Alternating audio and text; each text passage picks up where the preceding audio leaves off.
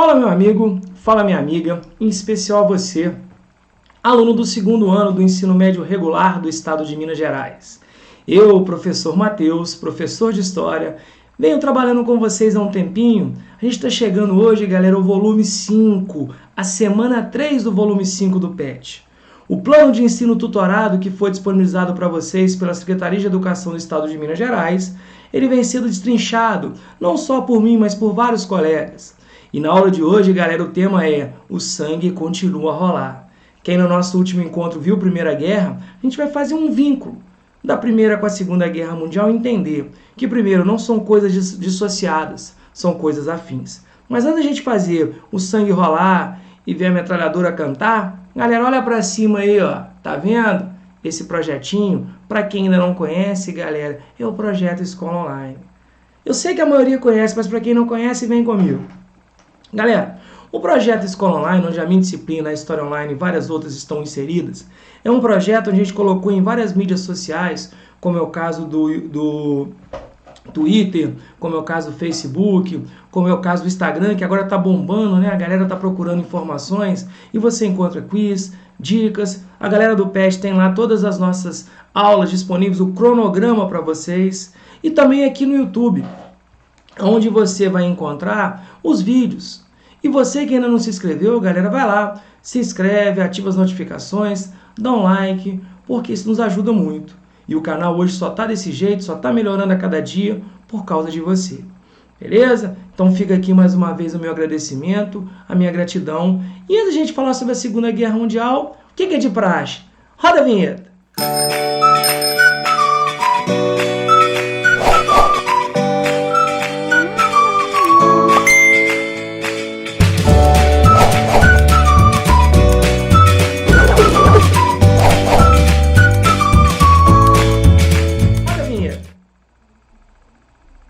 Bacana, né? Então agora a gente pode começar a falar sobre a Segunda Guerra Mundial. Vem comigo?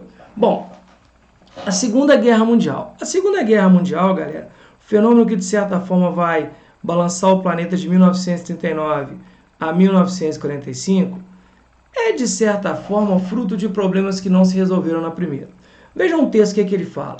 As causas, então a gente já está falando aqui de fato, as causas que levaram à Segunda Guerra Mundial foram o imperialismo, que também é responsável pela primeira. Lembra da nossa última aula? A crise econômica, principalmente no pós-Primeira Guerra Mundial.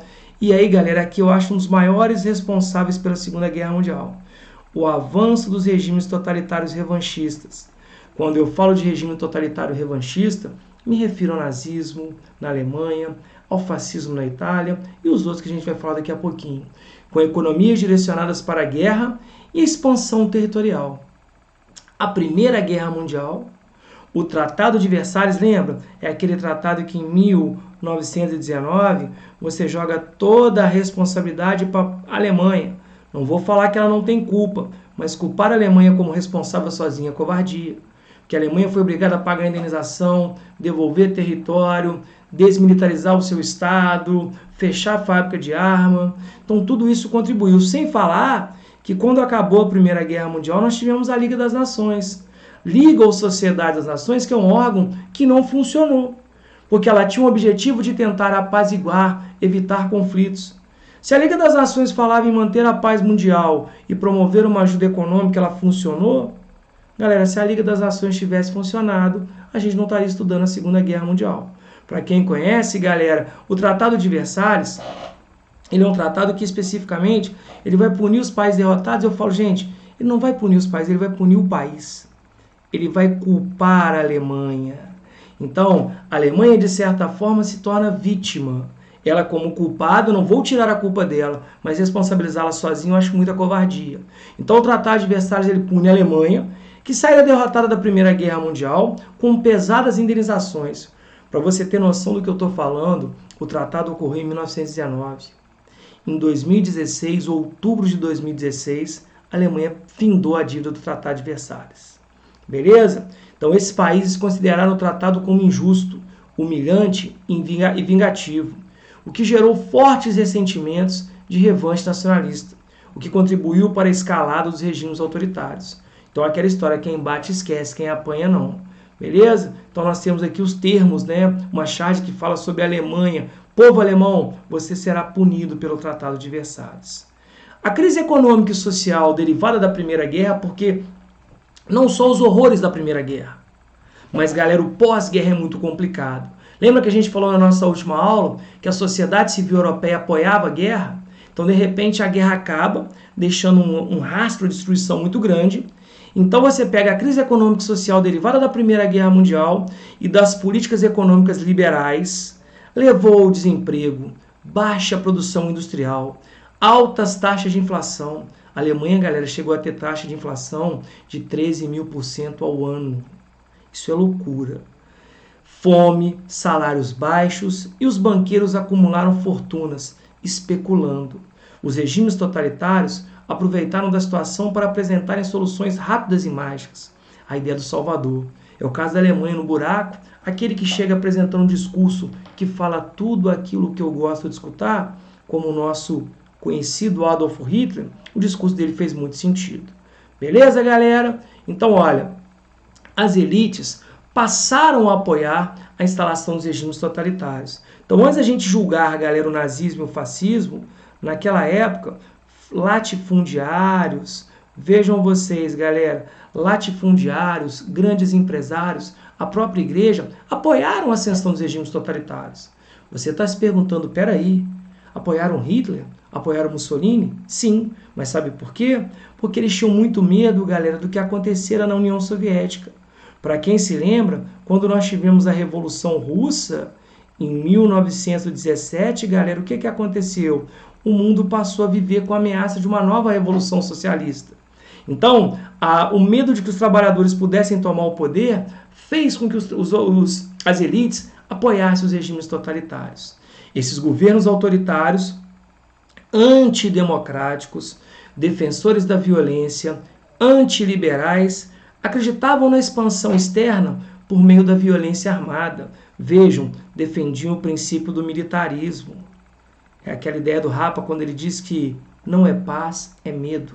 Utilizando o nacionalismo extremado, além de exigir submissão total ao indivíduo, à autoridade do Estado, sendo essas características presentes nas ditaduras fascistas e nazistas. Então aqui, galera, eu tenho as características de um regime totalitário. A própria ideia, o que é a palavra totalitarismo? Gente, totalitarismo, o próprio nome já diz. Totalitarismo, vejam vocês, trabalha com a ideia de que você é o que, moçada? Você está dando poder total para o Estado. Ok? Então, se o socialismo ele busca, na teoria, que o Estado que faça tudo pelo povo, o regime totalitário que é um povo que faça tudo pelo Estado. Você está declaradamente apoiando uma ditadura. Beleza? Os nazistas na Alemanha defendiam a superioridade ariana, a ideia de uma raça superior. Lembra? Quem aqui nunca ouviu falar sobre a ideia da raça pura? Quem já teve a oportunidade de assistir filmes como Raça, do Jesse Owens, O Menino do Pijama Listrado, A Menina que Roubava Livros, O Zoológico de Varsóvia. Tá? Então os alemães falavam de uma raça superior. E a necessidade de garantir o espaço vital, o expansionismo imperialista, conquistando outros países. Então eles defendiam a ideia de uma raça superior, do expansionismo a qualquer custo e o antissemitismo. Você fala, o que é isso, galera? Vejam que nessa ideia de fazer uma raça superior, eu tenho como objetivo perseguir os judeus. Tá? Então você vê o expansionismo como sendo algo típico, tá? Dentro do regime totalitário. Beleza, galera? Então vem aqui.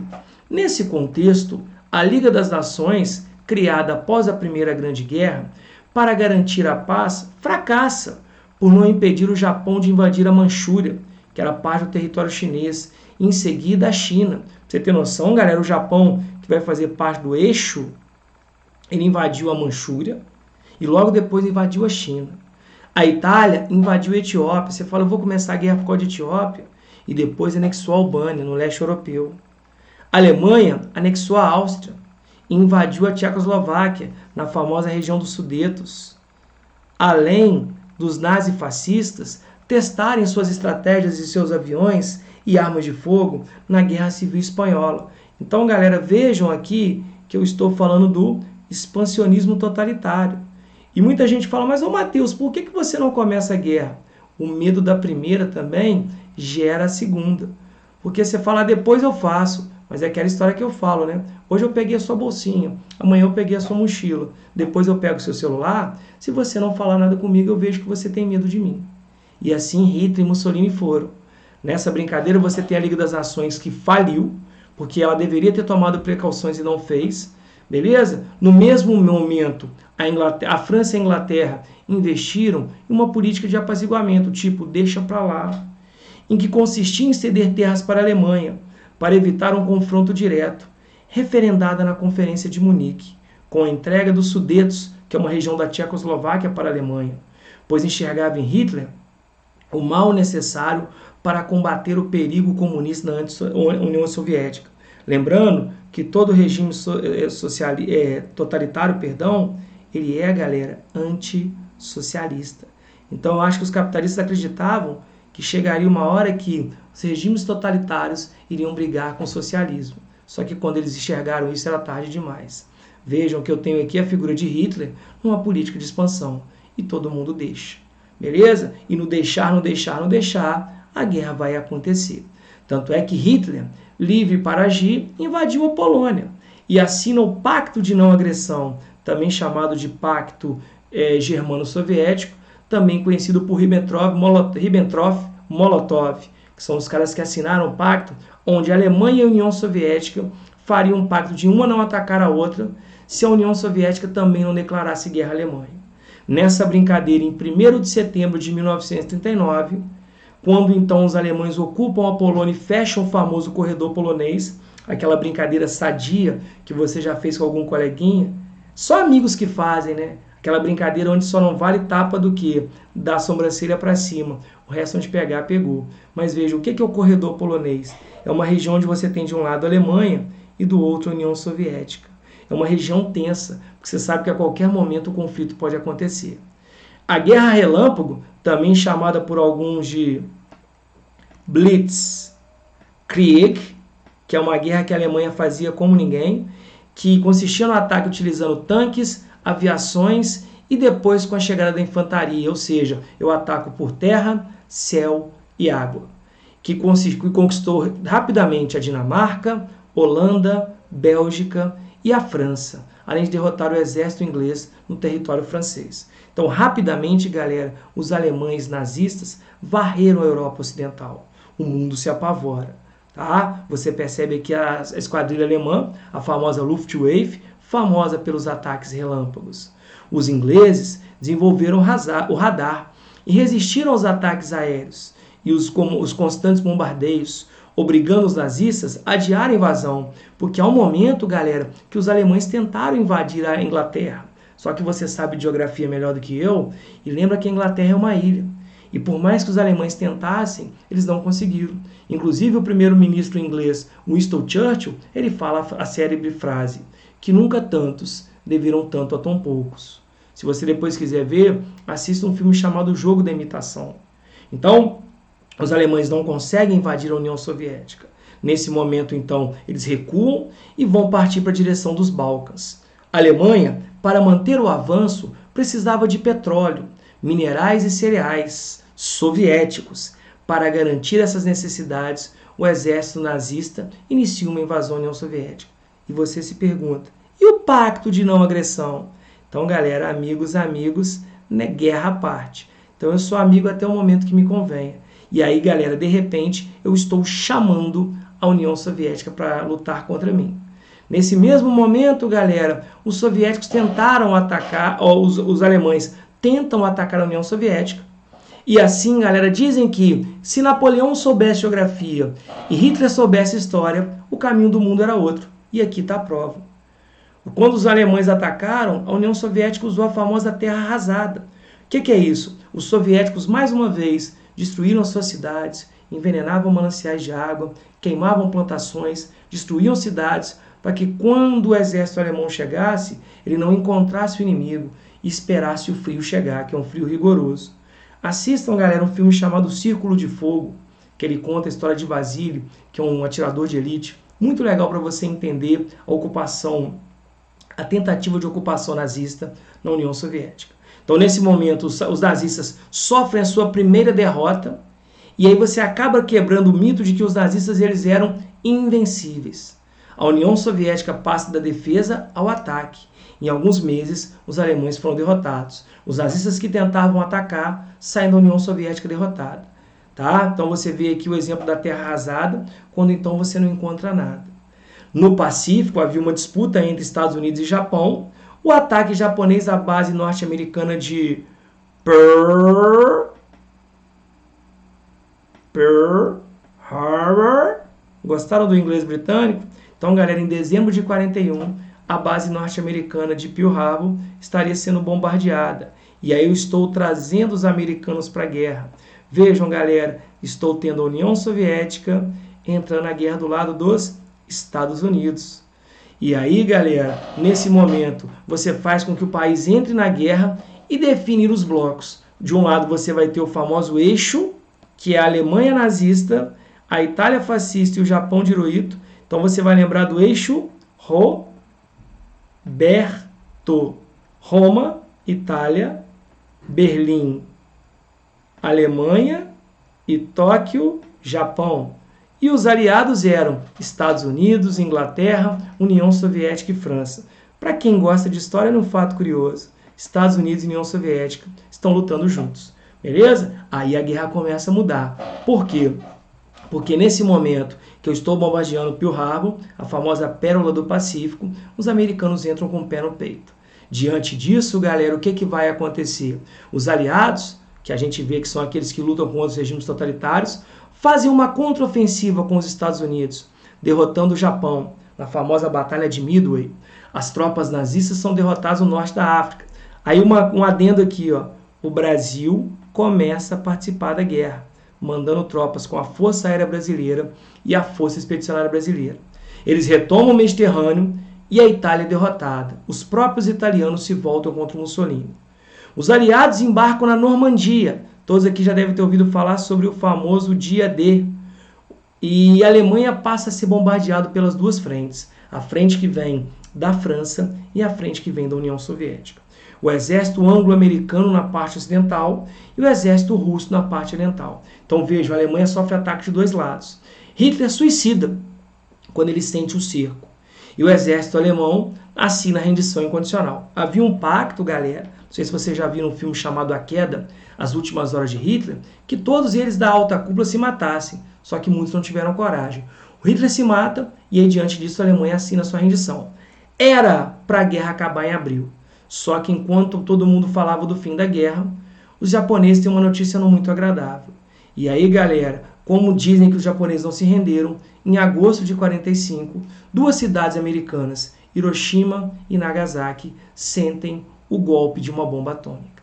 Beleza? Então você tem aqui, galera, vejam a imagem do desembarque da Normandia, quando a gente fala sobre o tal do dia D, tá? Quando então os aliados desembarcariam na França para fechar o cerco contra a Alemanha, e infelizmente, galera, o mundo ouvindo notícias de que duas cidades civis, Nagasaki e Hiroshima, Hiroshima com Little Boy e a Nagasaki com Fat Man, foram bombardeados e o mundo enxerga a ideia de uma guerra nuclear. Perfeito? A guerra acaba, mas o medo se instaura. Show? Eu sei que foi um tanto quanto rápido, mas para vocês terem uma noção. Vamos ver o que o Pet nos pergunta. Galera, descreva as causas que levaram à Segunda Grande Guerra. Primeira coisa que você tem que entender, antes de escrever para mim uma resposta, é entender que a Segunda Guerra ela acontece por problemas não resolvidos da Primeira. Eu, particularmente, vejo como um fator determinante, concordando com a maioria dos historiadores, que a Segunda Guerra Mundial acontece por causa de quem? Os regimes totalitários. Então a gente pode fazer um apanhado colocando o seguinte: podemos considerar que a Segunda Guerra, que é de 39 a 45, é resultado de problemas não resolvidos da Primeira. Então, fato, como a crise econômica gerada pelo conflito, porque depois que a guerra acaba, você tem que somar os prejuízos. A continuidade de disputas imperialistas, porque nem todo mundo ficou satisfeito com o desenrolar da Primeira. O revanchismo, um dos motivos principais que gera o quê, galera? Ascensão dos regimes totalitários. Sem falar, galera, claro, do medo, porque os regimes totalitários só vão ganhar força também, por quê? Porque muita gente tinha medo de novas revoluções operárias, como aconteceu na União Soviética em 1917. Beleza? Então repara que problemas não resolvidos na Primeira geram a Segunda. Gente, se vocês tiverem oportunidade, assistam, galera, O Resgate do Soldado Ryan. Tem vários outros. Você tem Operação Valkyria, você tem Fury, Corações de Ferro, mas o Resgate do Soldado Ryan ele é até muito legal para você entender o contexto da Segunda Guerra Mundial. O próprio Pearl Harbor, Batalha de Midway, mas esse filme eu acho legal para você ter uma dimensão. Show? Mas então entendo que a segunda é fruto de problemas não resolvidos na primeira. Vamos lá? Número 2. Quais são as características dos regimes totalitários? A gente marcou lá no texto, mas você vai lembrar que é primeiro, totalitarismo, poder total para o Estado.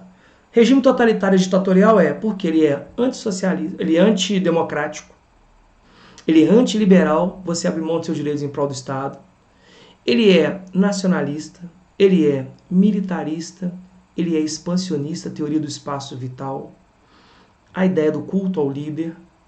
Então, se a gente for parar para pensar, eu coloquei aqui algumas características para você poder brincar. Então, olha só, a primeira delas, o regime totalitário é totalitarista, ou seja, poder total para o Estado. Mussolini falava disso, nada contra o Estado, nada fora do Estado, tudo pelo Estado. Os regimes totalitários possuíam como características o autoritarismo, o antiliberalismo, a antidemocracia, o militarismo, o nacionalismo exagerado, o expansionismo, teoria do espaço vital, é de supranecessidade de crescer, o unipartidarismo, porque regime totalitário defende só o partido do poder, o culto ao líder. Lembrando que há diferenças entre o nazismo e o fascismo. O fascismo defende o princípio do corporativismo, a ausência de classes e corporações em prol do Estado. Enquanto a gente viu, o regime nazista, defende a ideia do quê? De uma raça pura, que é muito questionado. Beleza? Então nós temos aqui a figura de Hitler e Mussolini. Agora, não pensem só nesses dois, porque nós temos também a figura do general Franco, que assume o poder na Espanha, do franquismo. Nós temos em Portugal a figura de Antônio Salazar, que são líderes políticos que governam sobre a linha totalitária. E por que o totalitarismo fez tanto sucesso? Por quê, galera? Por que as elites passaram a apoiar? O que a gente acabou de falar? Havia um medo do quê? De novas revoluções russas. Então vejam, em função da ameaça de novas revoluções russas, as elites passaram a apoiar a implantação do regime totalitário. Então é melhor que você tenha um governo de extrema-direita conservador do que deixar o trabalhador fazer do meu país uma nova Rússia, futura União Soviética. Então, isso dava às lideranças totalitárias esse poder. Show de bola, galera? Então vejam, em função da ameaça de novas revoluções russas, as elites passaram a apoiar a implantação dos regimes totalitários para que esses, na defesa do antissocialismo, pudessem controlar a sociedade e deter o avanço de movimentos operários. Olha a propaganda que era feita, o medo do comunismo.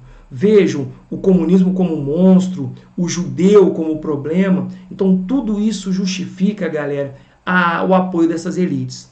Latifundiários, empresários, beleza? Então a guerra acontece. E como que a guerra acaba? O que decretou o fim da Segunda Guerra Mundial? De forma bem simples, como o texto coloca, mas a gente pode discutir isso melhor se vocês quiserem. Você vê que, por exemplo, quando os alemães, que estão sozinhos porque a Itália já tinha sido derrotada, quando os alemães sentem o cerco fechar e o Hitler se mata e a alta cúpula prefere, na verdade, se entregar, e a guerra acabaria na Europa. Só que para muita gente a guerra acaba de fato em agosto, quando cidades são bombardeadas. Beleza? Então olha só, em função do cerco dos aliados, porque acontece o desembarque na Normandia e a Alemanha começa a sofrer ataque em duas frentes, Hitler então acaba cometendo suicídio e a Alemanha acaba assinando a rendição. Só que a guerra ainda rolava no Pacífico. Em agosto, as cidades de Hiroshima e Nagasaki são bombardeadas. Eu acho uma covardia, mas o americano justifica que a resposta, a guerra acaba. E aí, se vocês puderem, para quem gosta de série, galera, depois do Resgate do Soldado Ryan, o Tom Hanks e o Steven Spielberg fizeram uma série muito legal chamada Band of Brothers. Tem uma série chamada The Pacific, que é também dos dois. Mas essa é uma série legal. Tem na Netflix, para vocês poderem acompanhar. Beleza, galera? Então, mais uma vez, eu agradeço. Desculpe ter me estendido um pouco, mas mais uma vez estar com vocês é um prazer. Continue com a gente. Grande beijo. Fiquem com Deus. Até a próxima.